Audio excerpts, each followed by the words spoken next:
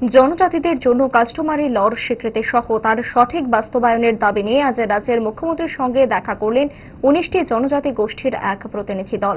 মুখ্যমন্ত্রীর সঙ্গে সাক্ষাতে তাদের মূল দাবি দাওয়া নিয়ে খোলামেলা আলোচনা করেন প্রতিনিধি দলের সদস্যরা। তাদের এই দীর্ঘ দাবিকে উপেক্ষা করা হচ্ছে বলেও মুখ্যমন্ত্রীর কাছে নিজেদের খেদ প্রকাশ করেছেন প্রতিনিধিরা।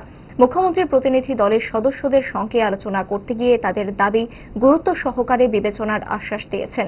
মুখ্যমন্ত্রীর সঙ্গে আলোচনার পর সংবাদ মাধ্যমের সামনে কথা বলতে গিয়ে দলের এক সদস্য জানান, নিজস্ব সংস্কৃতি বা রীতিনীতি দিয়ে পরিচালিত হতে গেলে প্রথমেই দরকার কাস্টমারি ল।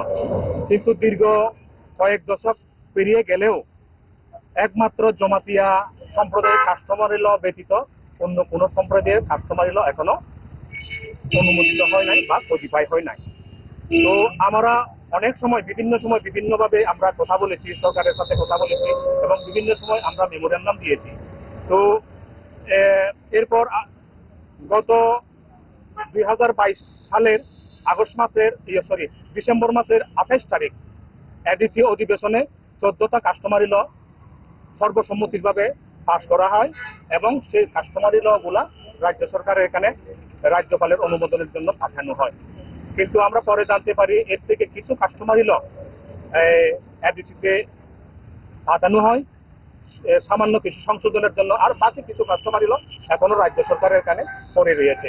তো আমাদের দাবি যে সমস্ত কাস্টমারি ল গুলা গত এডিসি অধিবেশনে পাশ করা হয়েছিল ওই সমস্ত কাস্টমারি ল গুলা যাতে দ্রুত রাজ্যপালের অনুমোদন দিয়ে রাজ্য সরকার দ্বারা এই সমস্ত কাস্টমারি ল পাশ করা হয়।